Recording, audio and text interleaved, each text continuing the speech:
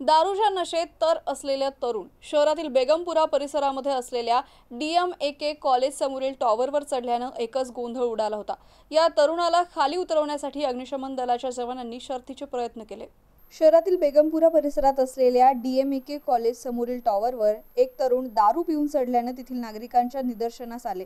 त्यांनी तात्काळ पोलिसांना माहिती देऊन बोलावले आणि यावेळी अग्निशमन दलाच्या जवानांनी खाली जाळी लावून वर टॉवरवर चढत त्याला खाली उतरवण्याचे शर्थीचे प्रयत्न केले। मात्र मोठ्या प्रमाणात बघ्यांची गर्दी झाली होती। वर चढलेल्या तरुणाचं नाव विजय भवरे, राहणार बेगमपुरा असं असून तो 2 वाजे दरम्यान टॉवरवर चढला असल्याचं प्रत्यक्षदर्शींनी सांगितलं आहे। यावेळी अग्निशमन दलाचे अधिकारी विजय राठोड यांनी सांगितलं की पोलिसांकडून आम्हाला माहिती मिळाली, तात्काळ आम्ही जवानांसह या ठिकाणी दाखल झालो।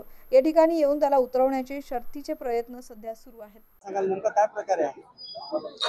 श्री विजय भवरे वय 47 वर्ष हे 2 वाजता टॉवरवर चढले, जिओ टॉवरवर। आम्हाला काही नागरिकांनी आणि श्री श्रीकांत राठोड पोलीस यांनी आम्हाला माहिती दिली अग्निशमन दल पदमपुरा येथे।